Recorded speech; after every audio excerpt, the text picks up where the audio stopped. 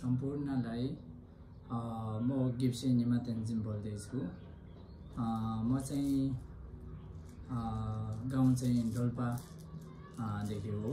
म सानैदेखि नै यो गुम्बा त्रिदेन्द्रपुर गुम्बामा स्टुडेन्ट गरेर लगभग बुद्धिस्टको बारेमा मैले 20 वर्ष जति पढेर अनि गिप्सेको नाम दिएको छु।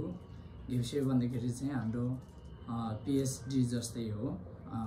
यो सालमा चाहिँ मैले यो गिप्से हाम्रो पीएचडी जस्तै पास गरिकन अनि म आज यो मासमा आउने कारण चाहिँ के हो भन्दाखेरि चाहिँ मैले एउटा सानो युट्युबको च्यानल एउटा खोल्दैछु।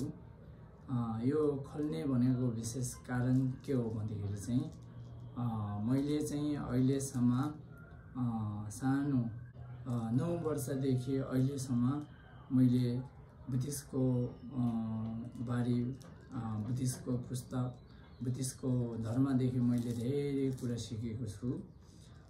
त्यसैले चाहिँ अब यो हाम्रो बुद्धाले चाहिँ के भन्नुभएछ भन्दाखेरि चाहिँ आफैले जानेर मात्र होइन अरूले पनि बुझाउनु पर्छ भन्ने कुरा हुन्छ।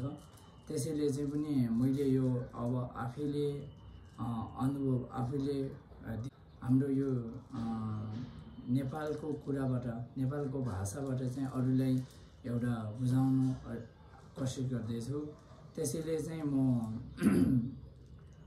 आउनेको दिनमा चाहिँ मैले युट्युबमा चाहिँ आफैले अनुभव गरेको आफैले बुझेको यो धर्म अनि धर्म लगायत धर्मको फेरि त्यो बिचमा योगा अनि पढ्ने लेख्नेदेखि विभिन्न मैले अनुभव र मैले पढेको भिडियोहरू चाहिँ म ल्याउनु गर्दैछु। त्यसमा चाहिँ हजुरहरूले चाहिँ धेरैभन्दा धेरै सबुत गरिदिनु होला भन्ने आशा गर्दैछु।